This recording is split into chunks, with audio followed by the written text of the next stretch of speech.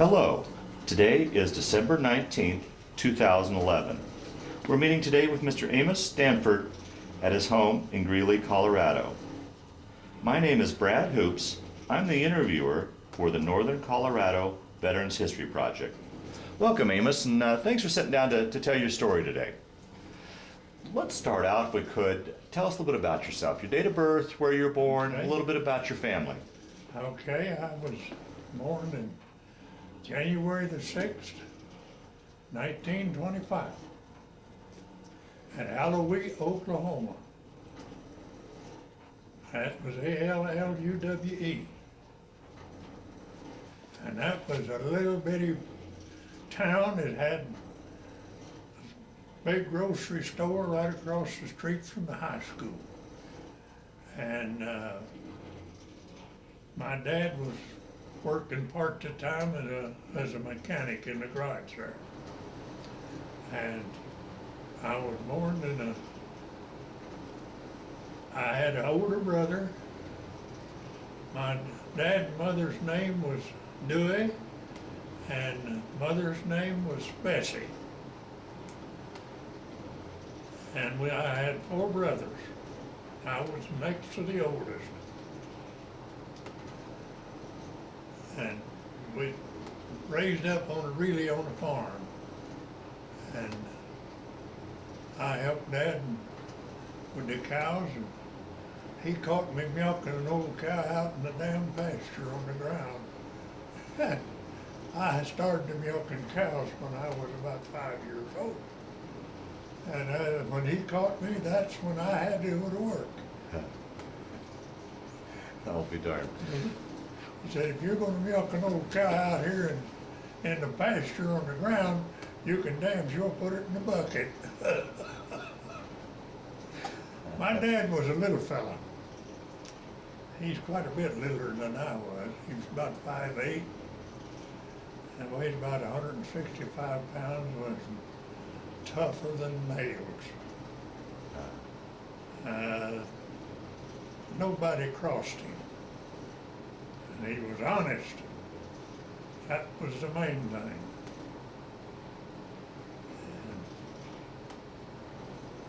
And I finished high school at Allouwe in '43. So the war obviously had broken out. Do you remember where you were when you'd heard about Pearl Harbor and what you were thinking? I was in high school. Mm-hmm. And I told my oldest brother, the brother just older than I am, he's 14 months older than I am. Him and I was in the same grade going to school. They kind of cheated and put me in school when I was real young, because I wanted to go to school with my brother. Yeah, yeah. And we started in a one-room schoolhouse. And so I graduated with him. And we graduated from this little town of Allouwe High School. And I played basketball and softball and stuff like that. We didn't have enough of school to have a football team. And I was damn glad of it. I didn't want to play football. And I was pretty damn good at playing baseball, softball. I was your catcher.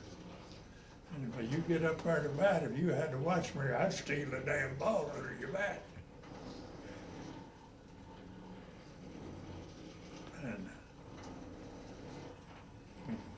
I guess that's about all. Yeah, well, let me ask you, you go by the nickname Bill. Tell the story about how you got the nickname Bill. Well, when I was born, I weighed 10.5 pounds. And my grandpa Standeford started calling me Fatty Arbuckle, because there's a gentleman there and around us was fatter than Butterball, and his name was Bill Arbuckle. And then he started calling me Fatty Bill, and it stuck. And I went completely through high school by Bill Standford. But when I went to the service, I had to go above my right name. Yeah, right, yeah. And that's how I got the name of Bill Standeford. Okay. Well, before we go into your military experience, there's a couple historical events during your lifetime I'd like to ask you about. Was your family affected much by the Great Depression, and were you affected by the Dust Bowl at all? Both. Okay. The Dust Bowl was terrible. We had to sleep under a sheet, and we had to have put wet rags across our face to sleep. And we had several rental places. We lived 1 year, 2 years at Chief Journeycake's. He was the last chief of the Cherokees. We lived at his house, big house. And then Dad bought the little tin house just across the road from it. And it was 1 bedroom and a living room and a kitchen. And it was made out of tin. And we lived in that for several years. And Dad farmed different places, raised corn and wheat down in Oklahoma, and cattle. And like I said, I had to learn to milk. And my dad he wasn't mean to us boys, but we minded. So did my mother, was the same way.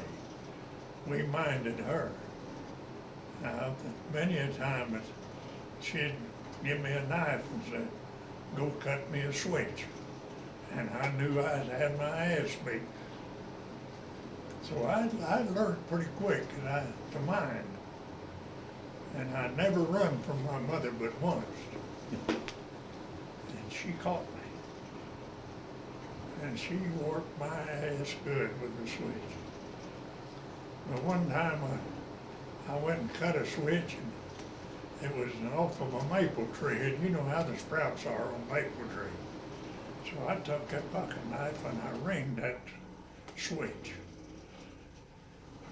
And Mother took it, didn't even look at it, and she cut out on me, and that switch just flew apart. And she said, now I know what happened. And she went and got a switch. She got a good one. And I never done that again. I was always pulling something. And still do. Yeah. I guess that's about it. Okay. Well, let's go then into your military career, your experience. Were you drafted or enlisted, or talk how you got into Drafted. Drafted? Okay. My oldest brother, we graduated in May. Of what year? 43. Okay. And he went that month. He was older than I was, and they drafted him. And I tried to get my dad to let me go with him. He said, no, you probably won't be drafted for another year. Well, in June, they got me. So it was just a month apart. Well, now, could either one of you have gotten an agriculture deferment, a farm deferment? No? Okay. Okay. All right. And so you were drafted in the Army? I was drafted in the Army. My oldest brother was drafted in Air Force. Okay. And I wanted to go with him then, so I'd be in the Air Force. Mm-hmm. And Dad wouldn't let me. And I understand. He didn't want us both in there together. And they sent me, I was drafted at Nowata. And they sent me down to Tulsa. How soon after you got drafted did you ship off to boot camp then? Roughly. We went right on. Oh, did you? Oh, okay. Oh, yeah. I went to Fort Sill, Oklahoma, and that's where I was actually inducted in. I went right from Well, the next day after they signed me up, and they asked me, said, "Do you want the Navy or do you want the Army?" I said, "I can walk a hell of a lot further than I can swim." And I was a good swimmer too, but I didn't want the Navy. So I went right on down to Fort Sill, and we was there about 2 weeks. And we done a lot of KP and guard duty. A little bit of walking, a lot of exercise, getting us in shape, and they put about 25 of us on the bus and sent us to Camp Walters, Texas. Now, when you went in, did any buddies from home go with you, or were you pretty much by yourself? Now, some went with me, but Okay. I don't remember who was drafted with me, and sent me when I went to Fort Sill, or Camp Walters, Texas. They sent about 25, but they were different states. Yeah, Was there? That was the inductee center, yeah. and sent me down to Camp Walters, Texas, Fort Walters, Texas. That was down close to Fort Worth. And we started in basic training. And we go from there. Well, now, how was that transition for you, going from civilian life into military life? Was that much of a transition? No, it wasn't too bad, really. Because I was pretty. So we were talking, you're in basic training now. Yeah. And we started out, we done a lot of KP till I'm acclimated to the Army life and guard duty. And we had to walk with a full field rifle, M1 rifle with full field pack on for guard duty. And you pulled 12 hours, all night long. And we peeled a lot of potatoes by hand. They set you out there, a couple of you, and a 100-pound sack of potatoes, and you peeled them for dinner. And you didn't peel the damn potatoes away either. They watch you. And we done a lot of dishwashing, helping in the kitchen and KP. And we done all day KP. And then we had to take our exercise every day, hour of exercise. And that was before break, or after, just right after breakfast. And if we was on KP, we didn't have to do the exercises. And we started out walking about 2 miles with full field pack, a rifle full of ammunition, belt full of ammunition, canteen of water. And this is summertime in This Texas. was summertime in Texas. Oh boy. And it was hot. We started out walking about 1 mile or 2 miles. And then we just graduated every week. And the last hike we took was 30 miles. We was tough. You didn't drop out. Yeah. If you was getting sick a little bit and throwing up, you'd call the rest area. We'd sit and rest a little bit. You'd better get up. Either pass out or get up. Yeah. And I never did get sick. And we done a lot of bayonet training, and we done a lot of rifle practice, target practice with rifles, and we done a little hand-to-hand combat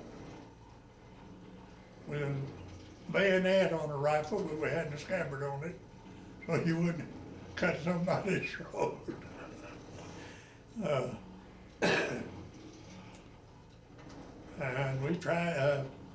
we had training with mortars.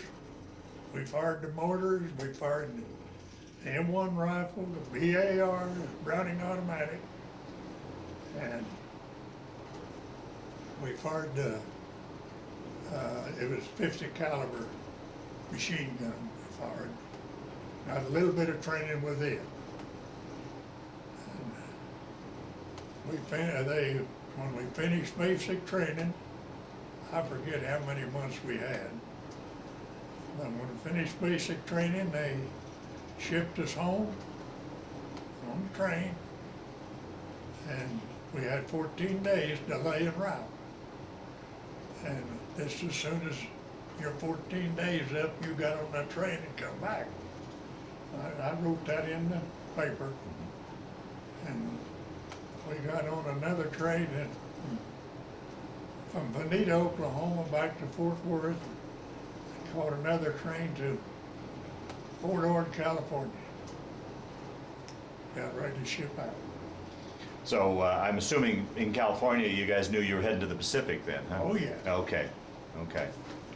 Yes, we was headed for the Pacific. Now, were you in a unit at this time, or were you just still a replacement? Just a replacement. Okay, okay. And but all these replacements, all of us on the ship was replacements. Okay. And the 25th had just had combat in Guadalcanal, and it was rough. And they lost a lot of men. And we went to New Caledonia. Well, let me back up here. Okay. Leaving California, here's this Okie from landlocked Oklahoma. Probably never been on a ship before. Talk a little bit about that sea voyage. How was it going to sea? Did you get your sea legs, or how was that ride over? I talked to a guy that was in the First World War, and he told me, he said, "When you get on that ship, you stay in the middle of it.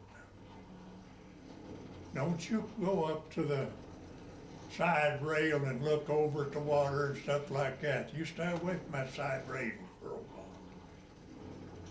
And he said, "You won't get sick." So I did. And I don't know how long we was on the cruise over. It was an old Dutch freighter converted into troop transport. What were conditions like on the ship as far as your housing or your sleeping conditions and the food and such? Well, the food was good. Of course, we was preparing it. We had our own cooks and stuff on there. And we took our 50 caliber machine gun and strapped it up in the top lifeboat.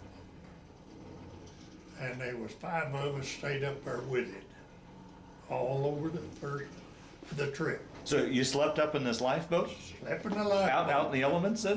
No, it was hot. Oh, okay. And we slept up there in that lifeboat. And we had just come down part of us had come down for meal, and go right back up, and the rest of us come down for meal. Oh, darn. How long of a journey was it, roughly? Do you remember? It took, probably 2 weeks. And were you in a convoy or by yourself, or We had by ourselves. was there any worries about Japanese subs? Well, yes. Oh, Yes, it was worried about Japanese subs. And we'd come by close to high water, we could see it, down some of the island, and come right on to New Caledonia, and disembark there. New Caledonia is a French prison. It was a French prison now. It had Frenchmen there in prison, and had some cute ladies there too.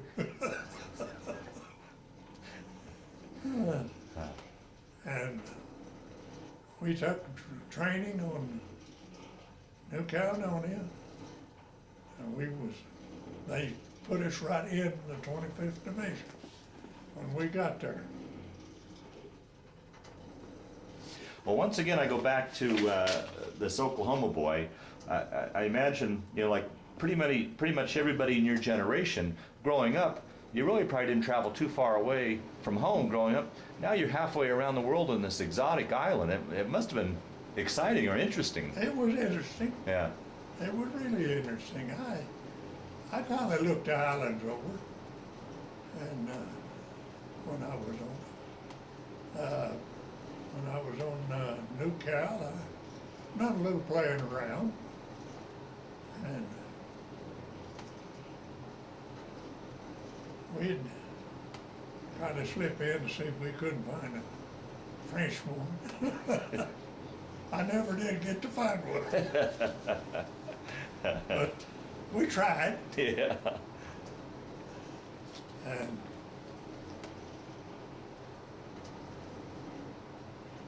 but we trained there on New Cal trained with the 25th Division. We trained with the old soldiers, and we got put in right in with the old soldiers. And we was this replacement, so it was. And we had 6-man tents we lived in. And I didn't take no crap off anybody. Sorry. And I had a boy in there from New York. He's a big boy. So that must have been interesting too. Once again, meeting these people from all around the country, the Yeah. East Coast It people. was interesting. Yeah. And he got to picking on the boys in the tent. And he was one of ours in the tent, 6 of us in there, and he was going to be the boss. Well, he found out that he wasn't bossing me.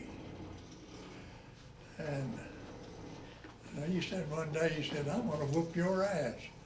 I said, the only thing you can do is start. When I wound up, I had him out in the damn middle of the camp,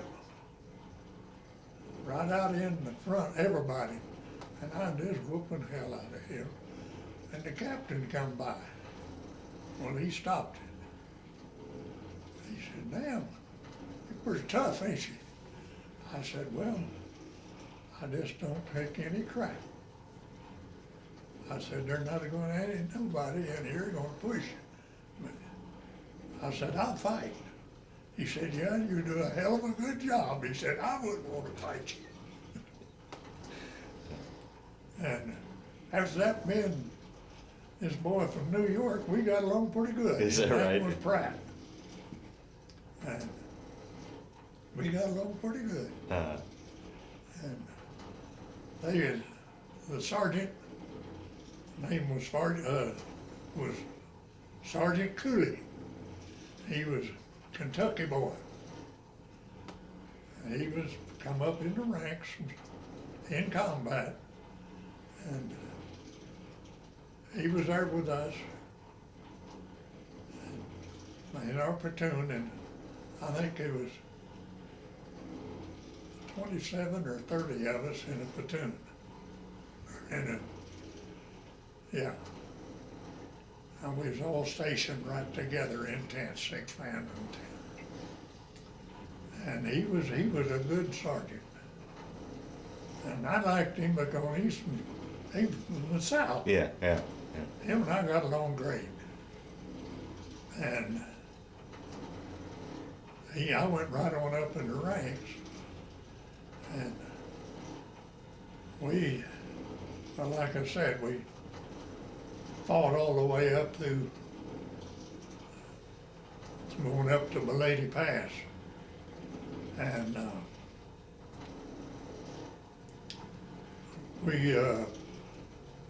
there's another, the 6th Armored Division, the Japanese, had the hell kicked out of them around Miami, and they were coming to the mountains. And we set up a perimeter one night in a U shape.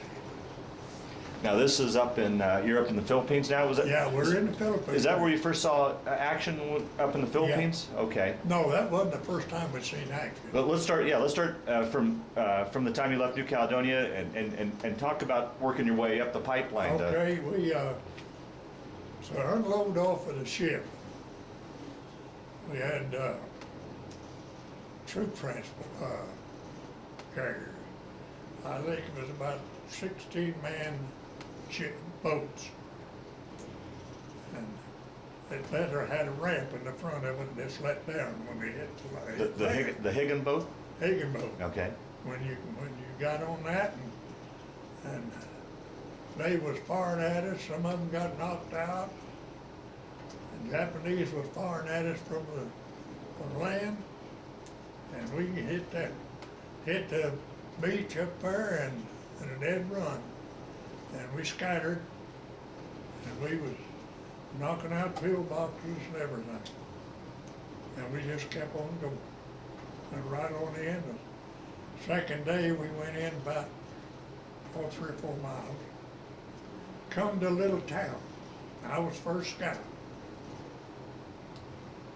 And I was the first one in this town. And I went in with rifles office safety. And I've seen some movement in up there by a building. And I just stepped out, pointed at it, and this man, he went to waving his hand. And he come down and talked to me, and he was from the United States.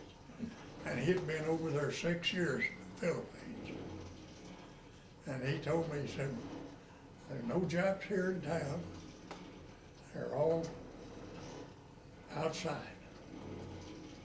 He said, just to bring them on through, and then said, when you go out of town, he said, you will run into Japs. Just said they're dug in different places.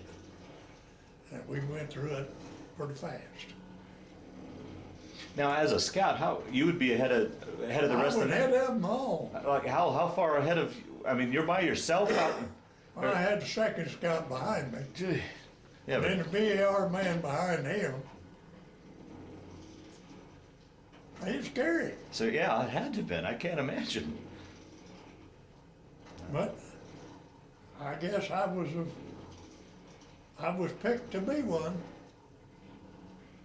and I done my best.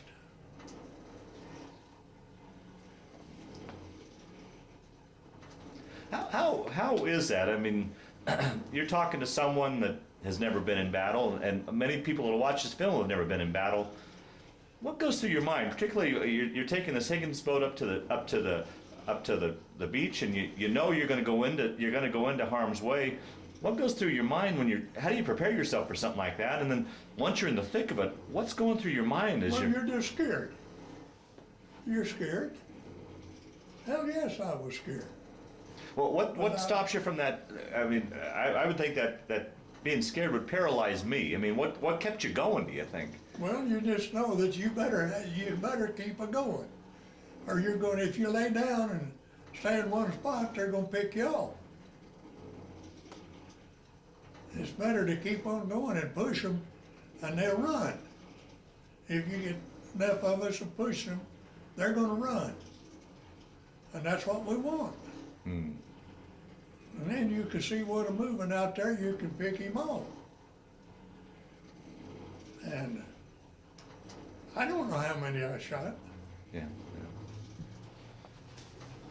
And Well, we know now that the Japanese were very vicious fighters and they fought to the death. Were you guys aware of that? Did you know that yes. and did that play into your mind at all? I mean, did that? you just make up your mind that you got to kill or be killed. And I wasn't planning on getting killed. Yeah. I took precautions, and we set up that perimeter, and we pushed them into several miles, and we set up this perimeter. We always did it by night, set up a perimeter. Might have been a full circle, or like across this road was in a U shape. but we want them to come in with what was left of the Japanese 1st Armored Division was coming up the road. They was headed for the mountains. And we blocked them. We had a prime mover. Now that's an open top tank with a 105 mounted onto it. And it's a wicked outfit. And we had 2 of them with us. And we set it up on the perimeter. There was 4 of us dug in together. I hope right on the end of the perimeter. There's 4 of us. There's Sergeant Cooley was the first one. Right beside him was a BAR man. Right beside of him was my 2nd scout. That was just little places like that between us we dug in. And I was the last man. And this Japanese tank had got knocked out. He couldn't move, but he could fire. And me and 2nd Scout was pulling guard duty. And I heard him coming out there in front of us. And they was coming up. And I said, here comes some Japanese. I said, they're gonna attack. Ah, no, he said, that's some more of our troops. I said, listen at them jabber. And I just raised up and cut down on the first one. Right in the breast, and I mean, he popped just like that. Then I just went to shoot. I don't know how many I got. I know I got that one. And this tank was firing, and he's firing way overs. And he fired 3 or 4 times that way. And then the next one hit right beside of us. Oh, jeez. And blowed Sergeant Cootie out of his hole, bursted his eardrums, and the BAR man was laying in his foxhole with his knees up like this, and it blowed his knees off. And my 2nd scout, he got a shell fragment in the front part of his shoulder, right about in there, and it went in his chest. He bled to death that night. I got the shell fragment in the back of his shoulder. And they shipped me out the next morning on a plane, little plane there, somewhere they brought one in, and flew me back to the hospital. And I was in the hospital probably a week, maybe 2 weeks. They wouldn't take that fragment out. They said it was all about like that from that tank. And they wouldn't take it out, said they'd do more damage taking it out than they would leaving it in there. So I still got it, I guess. Is that right? Wow. And I was in the hospital a week or 2, and they shipped me back up, and I joined my outfit again. And Do you feel like you recovered enough to join them, or? oh yeah. Okay. Yeah, it was probably 2 weeks. When I come back, I probably went to a rest area and was there for a week or 2, and then they shipped me right back up. And I joined the outfit, and we was going on up in the mountain. We come to a damn hill. We slipped up pretty close and was watching the top of this hill, but we knew the Japs were there. And the next morning, we climbed that damn side of that hill. It was rough climbing. And we was on top before they knew we was there. And we went to shooting like hell. And Sergeant Cooley, he hollered at one to come out. And he said, come and get me, you souvenir hunting son of a bitch. Oh, they just went dropping grenades in the holes. They would dug in pretty deep. They dug in and then tunneled out just a little bit. And so if it catch the rain or anything, it wouldn't get wet. And we went to dropping grenades in the hole. There's one popped up in front of me, and I was carrying a BAR at that time. I wanted the firepower as first scout. And he popped up, dropped his rifle down and started shooting me, and I just emptied that thing right in his belly. Just cut him in two. And Sergeant Greeley, he hollered at that one to come out and he come and get me, you souvenir hunting son of a bitch. And he popped his grenade and was getting ready to throw it in the hole, and the son of a bitch come out of the hole. And another boy killed him, and he come out and he blocked the hole, and Cootie didn't have any place to throw his grenade. He had already pulled a pin on it. So he just had his rifle, he just stuck it back right on the butt of his rifle, and he blew his hand off. Oh, boy. So he was done.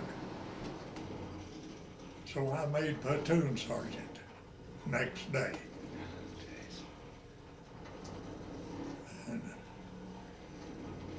And we had quite a combat. I come down there shooting me a lieutenant. Our own. Uh-oh. We was going up in a kind of little ravine, and I stepped on a stick and it popped. And I was right behind the lieutenant. And he turned around and drawed back like he was gonna slap me, and I did take the safety off my rifle. Sat there and looked in his face just like I'm looking at you. He decided he didn't want to shoot. Sorry, Lieutenant Breyer didn't want to shoot me. Or didn't want to slap me. So we made pretty good friends after that. Because he seen I was tough. I was one tough dude. And he got shot right through there.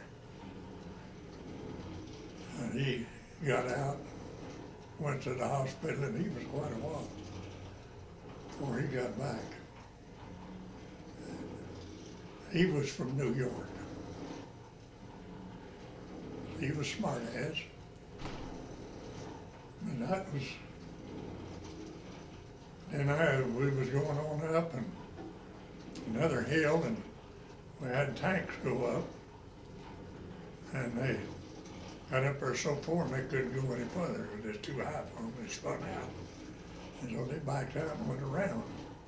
And we was going up this hill, and they started dropping mortars on us. And me and my first scout dropped down this tank track.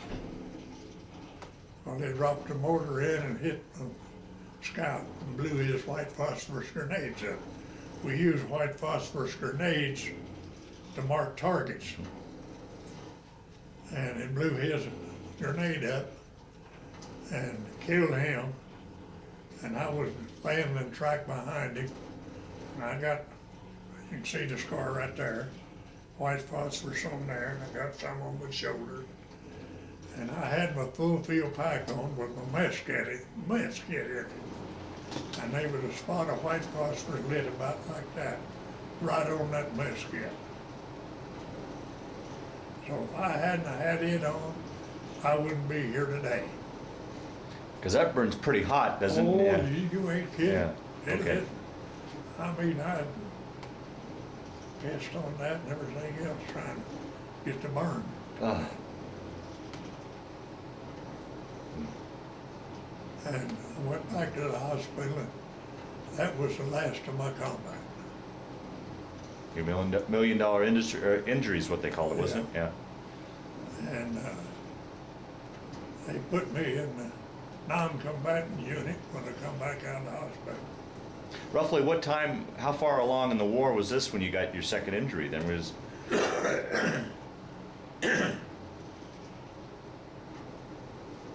I don't remember. okay, At the fair enough. time it was. Okay, It must have been in August. It's later than that. No, it's later than that. I don't know.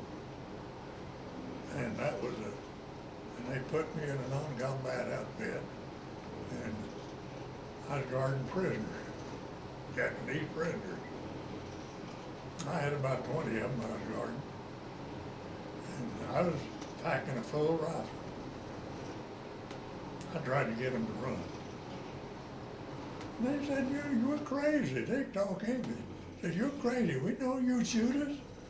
We ain't gonna run. Said, we done heard about you.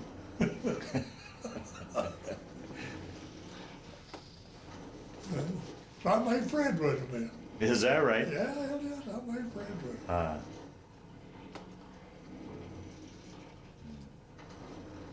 That's about all of my combat. So then you finished out the war then as in this unit guarding prisoners then? Yeah. Okay.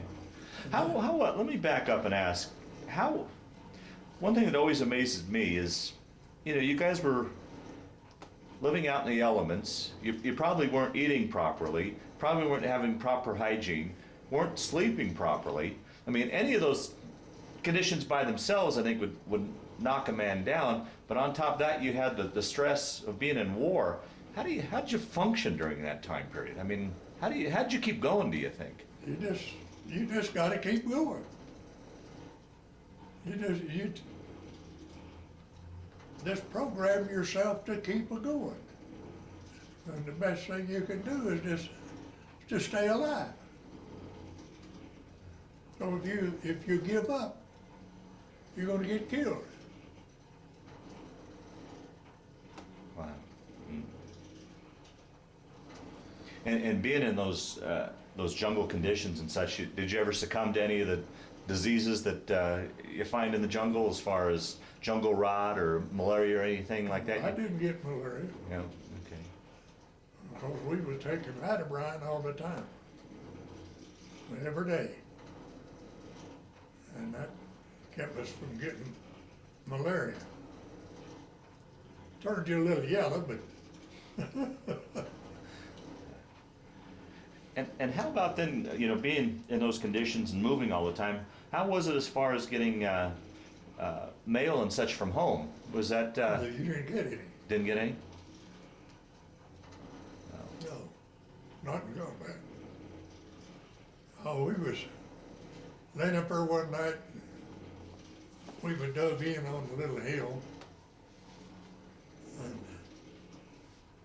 we had our sea rations in cans, and we'd open our cans, and when we'd eat sea rations, we'd throw them down the hill.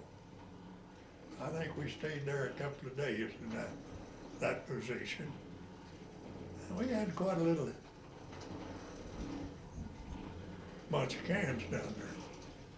And one night we was sitting there, and all it was, damn cans started rattling.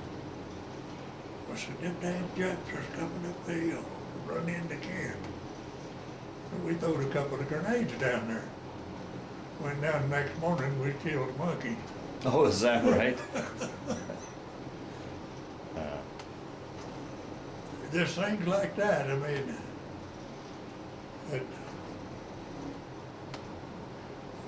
you do different things to break the monotony of combat.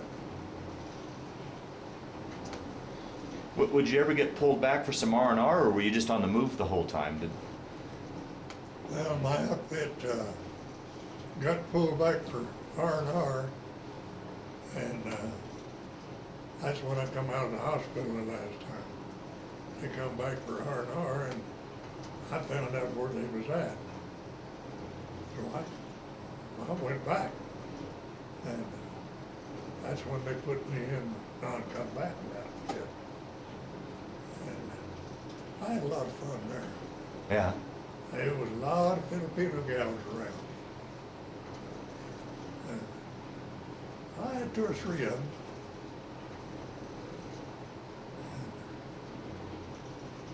fact, I got a letter after I got home, and one of them was pregnant. Oh, boy. Uh-oh. I never wrote back. They'd do that. They'd Yeah, all right, yeah. say they was pregnant when they wouldn't be. They wanted me to come back over. And So during that guard duty, then you became friends with the Japanese. You held no animosity towards those guys, towards the no, Japanese? There wasn't no use. I mean, they were prisoners, Yeah, yeah. and they're not going to do any harm. But if they was going to be doing any harm, when I told them to run, they would run. I wouldn't have got all of them, but I'd have got a bunch. Yeah. But they could have just scattered just like that, like a bunch of quail. Hell, you've hunted quail probably, or birds. You can't kill them all.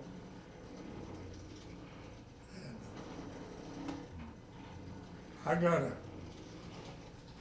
I got a fan and a set of chopsticks. You want to see them?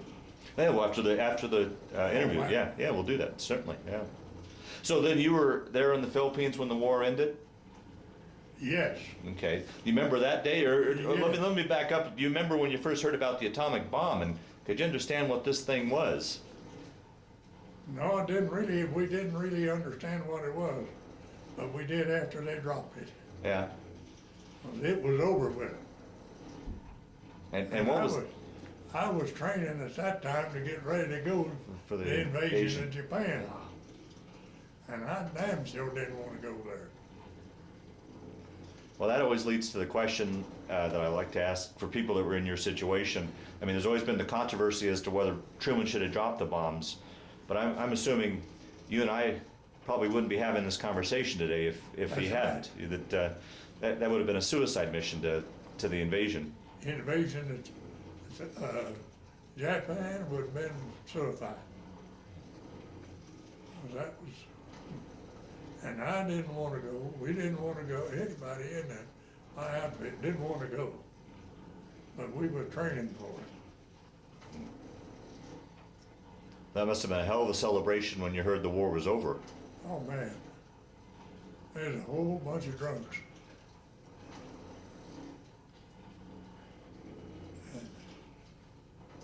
Of course, when they dropped that, well, the Japanese just give up. That was it. Then they started over again when the invasion of the little islands over there. And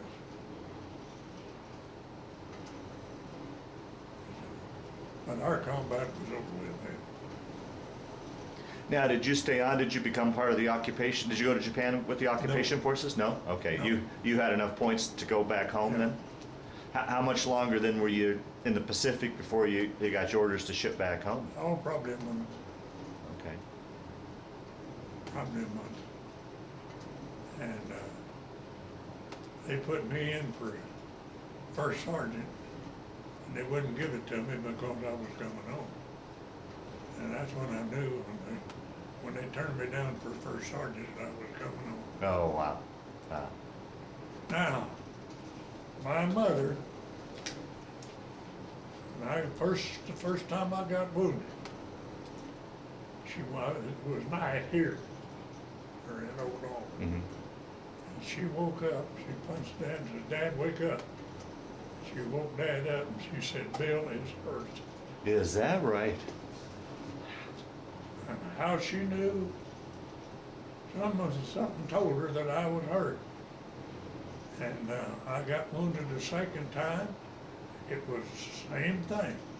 She told Dad that night that I got hurt. Bill is hurt again. Now, how she knew, I don't know.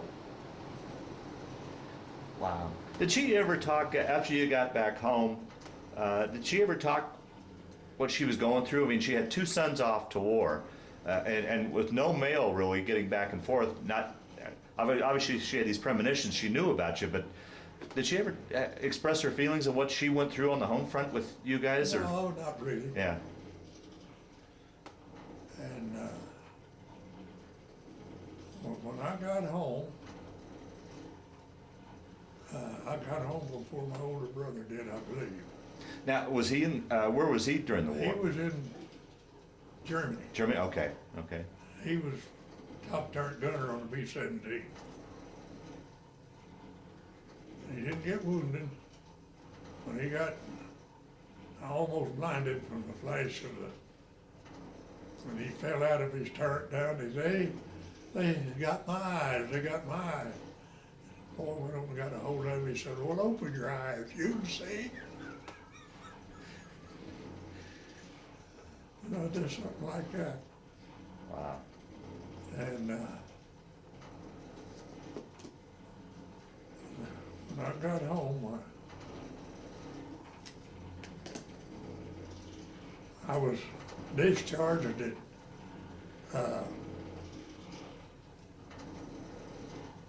Fort Leavenworth, Kansas. And I rode a train from there down to Oklahoma. What was that homecoming like? Oh boy. I had the biggest meal you ever seen. My mother was a good cook. But she was oldest girl of 10 kids. And she learned how to cook. And we had a big homecoming. And same thing when my older brother come home. It wasn't my long till he come home. But when we went over, when my older brother went over, Dad opened a pint of whiskey. And he gave each one of us a drink. And he said, now when Bill goes, I'll give him a drink. And when we come back, we'll drink it and get the rest of it. Oh, wow. And we both got back and sitting down at the table, and Dad went over to the closet and come out with that damn half a pint of whiskey. And we sat there and drank it. Oh, wow. It's things like that, didn't it? Yeah, yeah, That makes you a family. yeah. And your younger brothers at that time were too young to serve? Yeah, they was too young Thank to goodness, serve. yeah.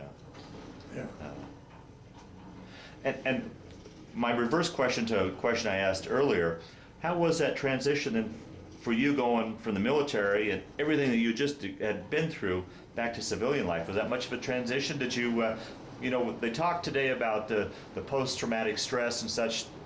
How was it the adjustment for you to get back into I civilian life? didn't have any post-traumatic stress. Oh, good. It just, No nightmares or anything? no nightmares or anything. You're able to put that behind you? Reach right back there and get that second one, right in the middle. Pull that off of there and you'll see my wife on top up there, right there.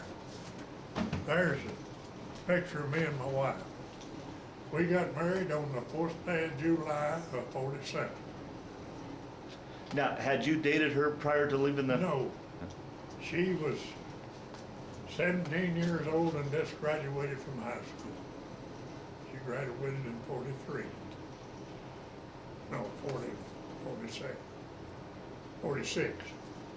And I just got home and started going with her. I met her, I went and played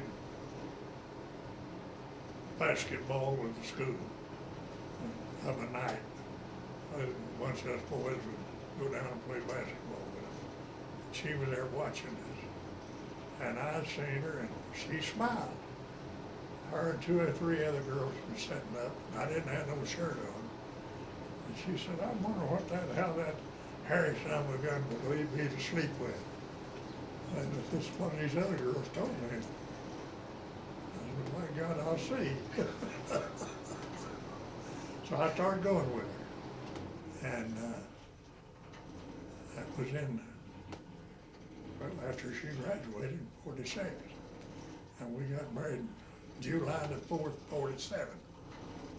Now the reason why I got married on the 4th day of July, it's always a holiday and it's easy to remember. Oh, yeah. I'm always thinking.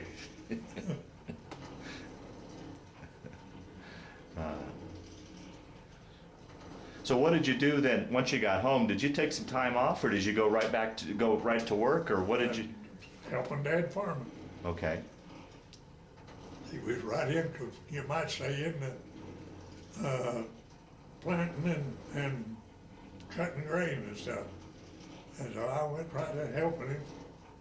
And I got a little GI loan and bought a tractor. I went to farming then. I farmed pretty good size and farmed up until my wife and I got married. And then I went to work in the oil field. I was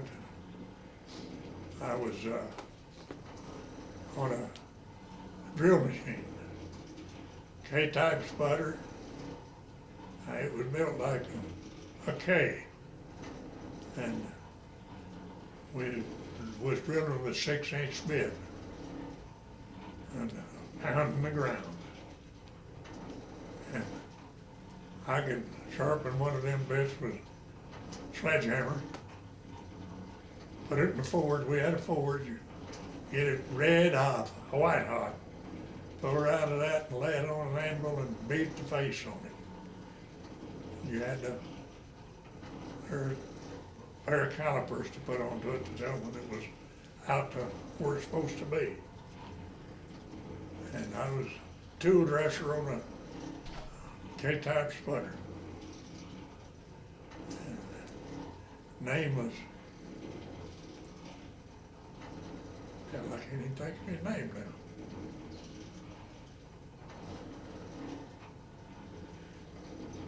no, that's okay. It's one-armed guy, Huh, good to work for. And I worked for him with several wells. And then the wife and I got married and we went out and rented a little place and I went to work for him and worked there for quite a while. And then that's when the Continental Can took a plant over up in Coffeyville, Kansas, which was just 20-some miles from my home, and building aircraft parts for Boeing. And I went up there and went to work. I wanted to get out in the oil field. And when I was digging ditch and with a shovel and laying pipeline and everything else, and I thought it was time to get out in the oil field. And I went up there and went to work for Continental Can. And it wasn't about 6 months till I made lead man on the crew. Now, I've done that every job I've had. I've went right up. And we were building parts there, and I guess we worked for them about 2 years or so. And I went on, well, I heard that American Airlines wanted mechanics down at Tulsa. And I asked my wife, how'd you like to go to Tulsa and go to work? I can make more money. I'll make you go anywhere you want to go. So we just loaded up, went down to Tulsa, and I went to work for American Airlines. And we was reconditioning airplanes. 4s and 3s and 4s, the numbers of them. And I worked for them about 2 years, and we went on vacation to Colorado. My wife and I did. Well, I'd been out to Colorado before that because I took Dad out there to deer hunt. I took my wife parts of the time, and I said, let's go to Colorado on vacation, just by ourselves. And we come out here and went up in the mountains and sitting up there in the mountains I said, how'd you like to live out here? She said, honey, I could live anywhere you make a living. So I said, well, hell, let's go back and sell our house in Tulsa. I bought a house. We went back and sold it, moved our furniture in one pickup, come to Colorado. And we'd been here about a week, and I looked for several jobs, driving down the street there in Fort Upton one time. And on the sign there was Flint Engineering, construction company, oil field. I said, oh, check that out. I walked in there and asked the secretary, could I see the boss? What do you want to do? I said, I want to sign up to go to work. See if he needs anybody. She said, yeah, he's needing people. So he called me in. And we sat in there about, oh, like you and I did. Sat in there for about 30 minutes talking. I told him my experience in the oil field, what I'd done, and everything. And he said, are you telling me the truth? I said, hell yes, you can check me out. Oh, that guy with the driller was Jack Mason. I said, call Jack Mason, he'll tell you. He said, hell, you tell you what I've done. And I said, I worked for some for Forest Oil Company too, digging pipeline. He said, hell, you got enough experience, I want you. He hired me the next day. I mean, that day, I went to work the next day. Or the next Monday. And about 2.5 months, maybe 3 months till I had a crew. I was up at a crew league. I done made it up that high. And I was up on a pipeline up here in Wyoming. And they sent me up to Nebraska up there, and I took over a office in the oil field. Hell, I went up another grade, and I come back to down here, and they sent me out to Brighton, a little ways out on Highway 70, little town out there. Opened up an office out there, and I was office manager of it. And I run it for about a year. He called me in the office one day, we had a meeting. And he said, Amos, I want to talk to you after the meeting real quick. Okay. He said, I want you to go to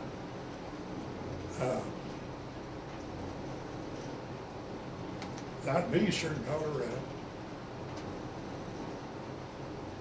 Cheyenne, yeah, out there. In a little bitty town out there in eastern Colorado. Mm-hmm. And I was out there about 6 years.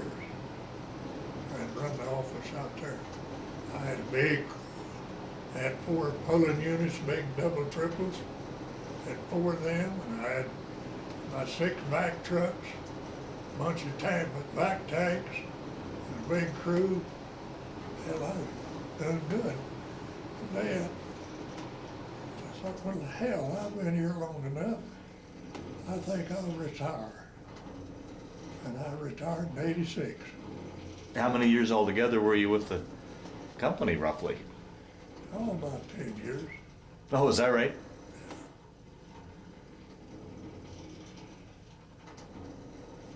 And you? Oh, before I retired, last we moved out here to Colorado, I went worked for Martin Marietta Corporation.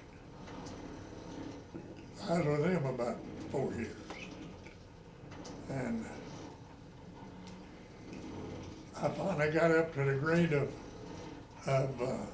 associate engineer. I couldn't get an engineer degree because I didn't have any college. I knew more than damn engineers knew. And I would put in missile bases out in California, put in missile bases in Wichita. And finally, we run out of work and they laid me off. And I went to work for Ball Brothers. No, yeah, Ball Brothers, Continental Can. But I went to work for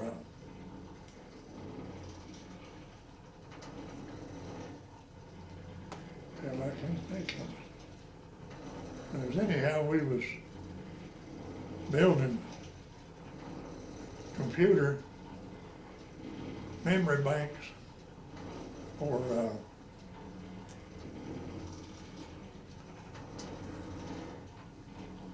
the first computer. Wow. I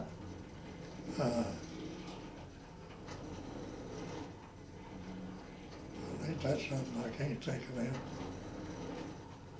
It's old age.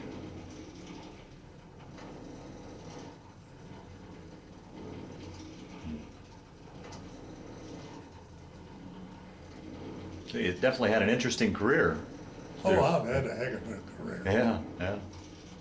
And when we retired, and we bought a place down on the Grand River, had a mobile home on it, or we put a mobile home on it, and we sitting there, and I said, let's go to Tulsa. What are we going to Tulsa for? Let's just go to Tulsa. Went down there and bought us a little motorhome. And we went to traveling. And we was all over the cotton picking country. Wow. And we spent winters down in South Texas. And that's where them come from. I'm 15 years old. These shoes are. Huh. And I worked on an orchard had an orchard down there, I guess you'd call it an orchard. Big one, grapefruit and oranges. And I sold them for them in the winter time. I didn't have to pay any rent, no, just moved, I had a trailer house in, and I just moved the trailer house in there and set it up. And he hooked up the water to it, hooked the gas up to it. Didn't cost me a damn thing, and he paid me selling fruit for him. I could go down there right today and go to work for him.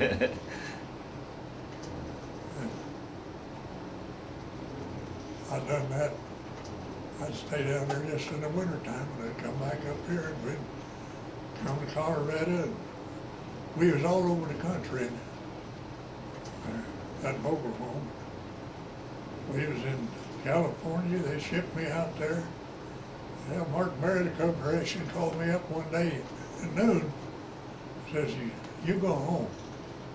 I said, what am I going home for? He said, you better get your stuff packed. He said, you're going to Wichita. You're going to put in missile bases out there. I says, well, I'm an associate engineer. I've done so damn many things that I'm pretty sharp on working. Yeah. Well, let's talk a little bit about family. Children, grandchildren? I've got one son. He's adopted. I adopted him. My wife was, her brother-in-law was Mexican, and he married my wife's sister, and they lived down in Oklahoma. Well, we was living out here at that time. I was working for Mark Marietta at that time, and living in Littleton. I was working for the company that was building missiles. Mhm. and out of Littleton there ways. And I was working for them. And I come in from working night, I was working nights.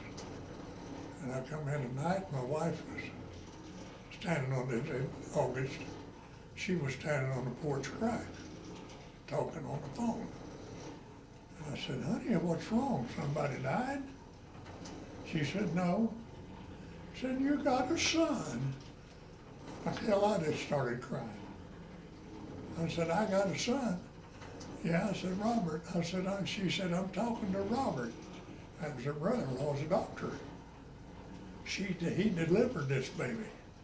And the woman didn't want nothing to do with it, didn't even want to know what it was. So brother-in-law, he picked up the phone, called his lawyer, and started the paperwork.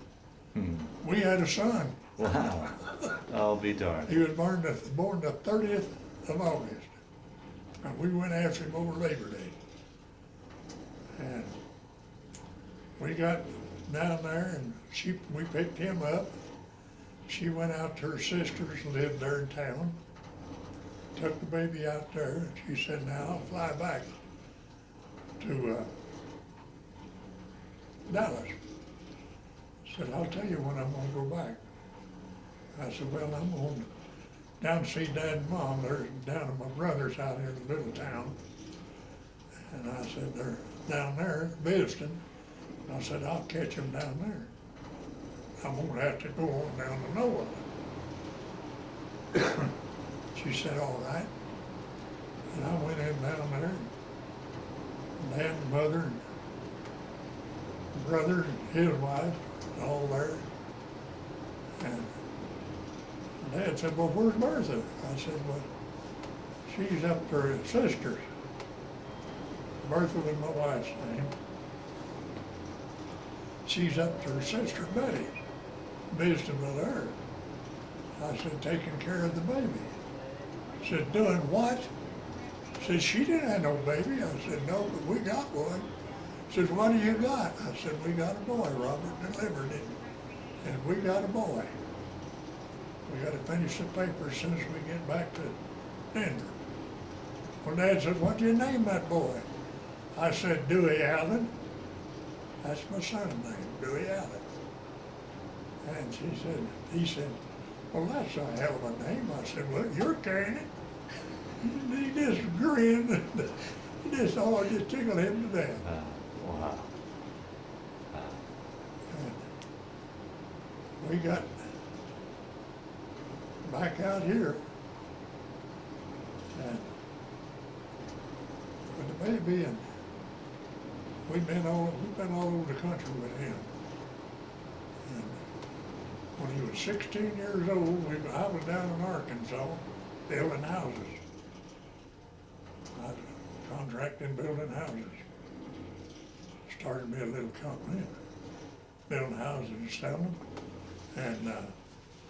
And Arkansas their interest rate went above 10%. Shut her off. And that's when we come back to Colorado. And I went to work for Ball Brothers, or Flint Engineering. I went to work for them and worked quite a while for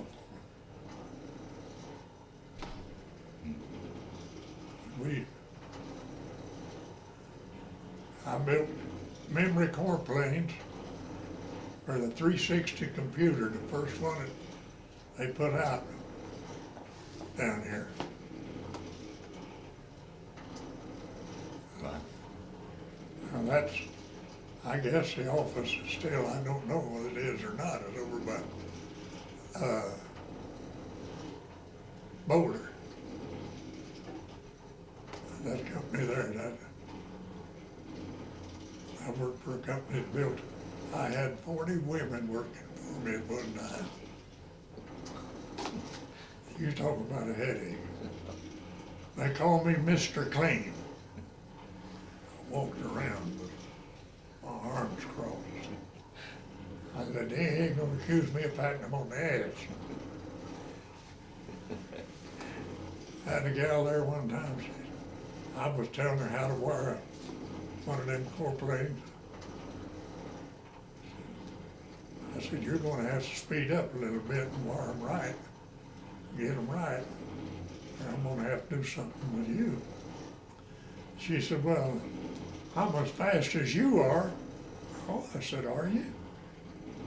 I said, get up. And I'd never wired one of them before. I was running them wires back and forth with it. She said, well, Jesus Christ, you are fast. But I always was fast in my hands. And she made a good worker after that. Yeah. I'll be darned. But I never had any problems with women. There's a few of them tried to get me out, but I wouldn't go. And I didn't want to say that, hey, he's screwing that one. Yeah, yeah. How long were you and Bertha married? 64 years.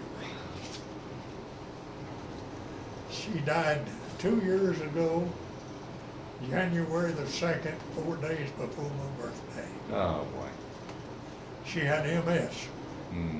Had it for years, but it would come and go. And she fought it hard. And hell, she even done electrical work, soldering and stuff with magnifying glass.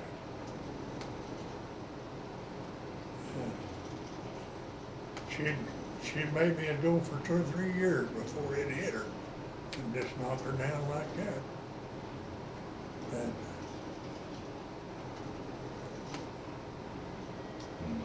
she was in the hospital at Brighton. I forget who the doctor was that found it on her when he found it.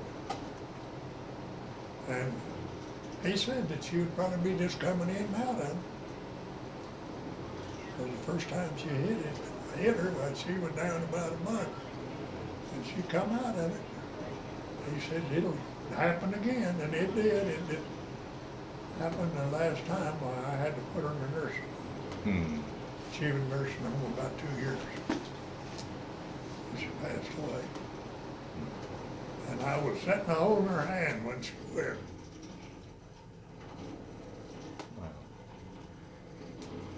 And she couldn't talk, couldn't feed herself. And I was sitting there holding her hand, and I said, honey, she rolled her eyes at me. I said, I really love you. A smile come on her face. And that was it. I'll be darned. Just that quick. Oh. But I got, her son lives at Fort Lupton, and he's been married twice. First wife gave him a son, and it passed away at 4 months. And then she had 2 daughters. And they got a divorce. He married another gal. I think it was, I don't know how long after he got a divorce, but he married this other girl, and she had 1 daughter. Now I've got a great-grandson and a granddaughter. The youngest girl had a son, and the next to the oldest one the next one had a boy. And I'm gonna see him Christmas Eve. Well, Amos, we'll start to wind down this interview. Through the years, did you ever keep in touch with anybody you served with, or to go to any sort of reunions or anything like that? No? No, I haven't. And now here, in November, I think it was, I went on the flight, Honor flight? on a flight. Okay, uh-huh. I got the pictures there.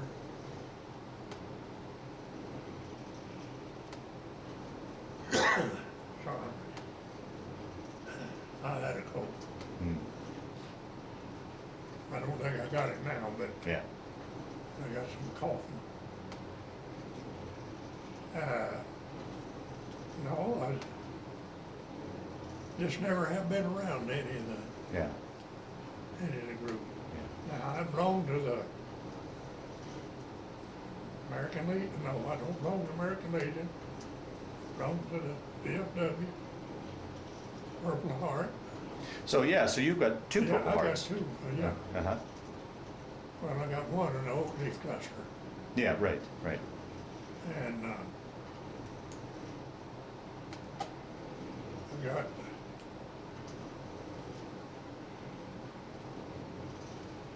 hell, I belong to everything, and I don't belong to the American Legion. I don't know what's up with this.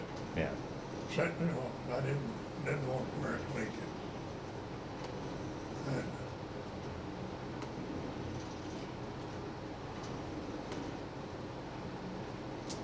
And I haven't kept track of any of them that I was in the service with.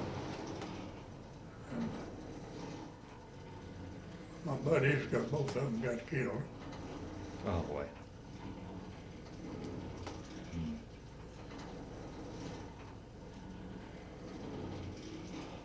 I'll show you them. Yeah, we'll do that here in a second. Here, we'll wind this down and. Okay. Well, the last question. I mean, as we wind this down, is there anything I didn't ask you that you'd like to talk about, or is there any other stories that kind of floated to the top as we've been talking here that you'd like to talk about, so that hopefully we've rounded out your story as best we can, or do you think we've pretty much captured it We'll all? cover just about captured. Okay, okay. Well, my last question I always like to ask in these interviews is, how do you think that experience, that war experience, your military experience that you went through, how do you think that affected your life or played a role in your life or changed your life at all? Or did it? Or was it just simply just a chapter in your life that you went through? How do you think you'd answer that? Well, it's just a chapter of my life that I had to go through. And I think it made me a better man. And it made me tough. Tougher. You were already pretty Yeah. tough. I always was pretty tough. Yeah. Now, I was interviewed by a shrink down in Tulsa when I went for, see, I draw 100%. And when I went to, I was drawing some, but I went for 100%. Down there in Tulsa, and they sent me to a shrink. She asked me, says, well, did you kill any Japs? I said, yes. Well, how many? I said, I don't know. I didn't stop to count them. Wow. I killed a bunch. Yeah. I killed a bunch, really. Now I've got a fan and a set of chopsticks in there that I took off from the dead Jap that I killed. And it was this Lieutenant Breyer, he went out, I told him where it was the next morning. I was wounded. The first time I was wounded. And next morning I told him, I said, Lieutenant, I said, go right out there where it is, across that field right there, where them trees are. And I said, there's a dead Jap laying over there. I'd like to have the stuff off of it.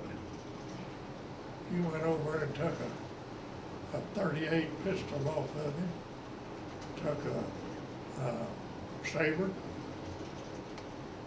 and this pair of this fan and chopsticks.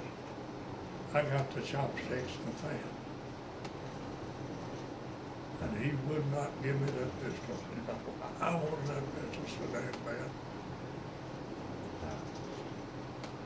And he took him, a couple of guys out there with him, and they went through the others that was out there. I don't know how many they had to go through. And I don't know how many I killed, Yeah. but I know that I killed 2 or 3. Well, like you said earlier, it was either killed or be killed, so. That's right. Yeah. Yeah. Well, Bill, I want to thank you for sitting down to tell your story today, but more importantly, I want to thank you for your service to our country. Thank you.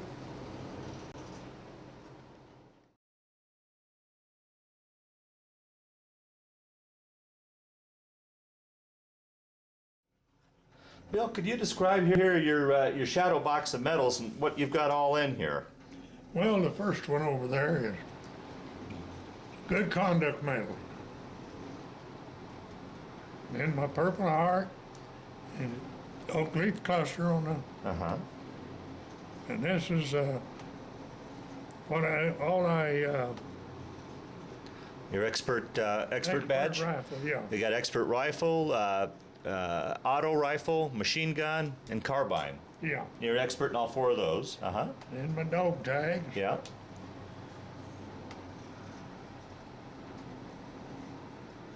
Past post commander. Oh, okay. And then up on top there is your combat infantry badge. Combat infantry badge. Yep. And this in here is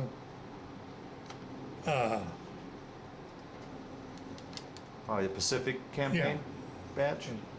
and a Purple Heart ribbon and a Good Conduct. There's the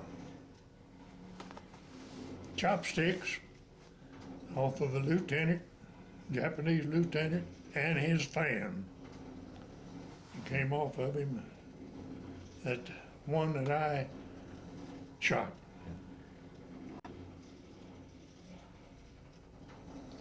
That's a picture of mine, me and my wife. It's when the day we got married, to July the 4th of 1947, in Nowata, Oklahoma.